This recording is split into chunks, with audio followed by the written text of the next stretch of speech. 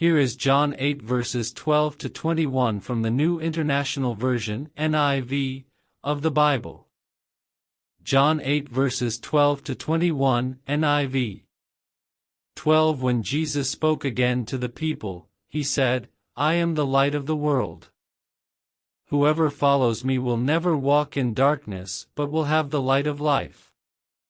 13 The Pharisees challenged him, Here you are, appearing as your own witness, your testimony is not valid. 14 Jesus answered, Even if I testify on my own behalf, my testimony is valid, for I know where I came from and where I am going. But you have no idea where I come from or where I am going. 15 You judge by human standards, I pass judgment on no one. 16 But if I do judge, my decisions are right, because I am not alone. I stand with the Father, who sent me. 17 In your own law, it is written that the testimony of 2 witnesses is true. 18 I am one who testifies for myself, my other witness is the Father, who sent me. 19 Then they asked him, Where is your Father? You do not know me or my Father, Jesus replied. If you knew me, you would know my Father also. 20 He spoke these words while teaching in the temple courts near the place where the offerings were put. Yet no one seized him because his hour had not yet come. 21 Once more Jesus said to them, I am going away, and you will look for me, and you will die in your sin. Where I go, you cannot come. Exposition. In this passage, Jesus makes a profound statement about himself, declaring, I am the light of the world. Whoever follows me will never walk in darkness but will have the light of life. This proclamation reveals Jesus' divine nature and the purpose of his coming to the world.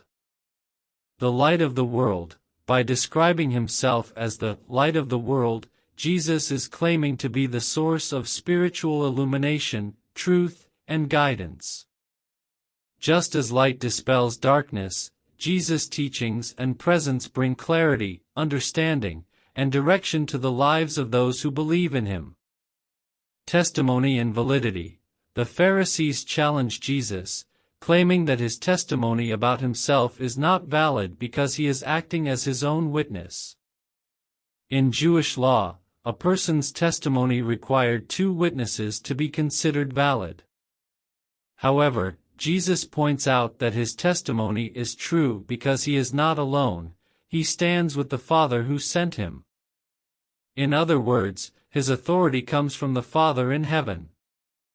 Knowing the Father, Jesus emphasizes the significance of knowing him and recognizing his divine connection with the Father.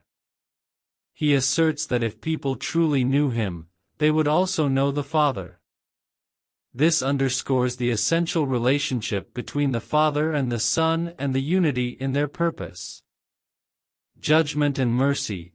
Jesus explains that he does not pass judgment on people according to human standards, but rather, he judges with righteousness because he is sent by the Father. This implies that his judgments are fair and just, reflecting the heart of God, who is merciful and compassionate. The temple teaching. Jesus delivers these words while teaching in the temple courts, a place of religious significance. Despite the Pharisees' opposition, no one arrests him because his time has not yet come. This highlights the divine timing of events in Jesus' life and the fulfillment of God's plan. The departure. Jesus cryptically mentions his going away and asserts that those who reject him will die in their sins. This points to his impending crucifixion and resurrection, which will lead to his departure from the world. He also implies that those who refuse to accept him will be separated from God and unable to join him in the eternal life he offers. In summary, this passage reveals Jesus as the divine light of the world, the source of truth and salvation. It emphasizes the unity between the Father and the Son and calls people to believe in Jesus and follow Him to experience the light of life and escape the darkness of sin and separation from God. It also warns against rejecting Jesus, as that leads to spiritual death. Ultimately, it underscores the importance of recognizing Jesus' divine nature, accepting His teachings, and embracing Him as the only way to a relationship with God and eternal life.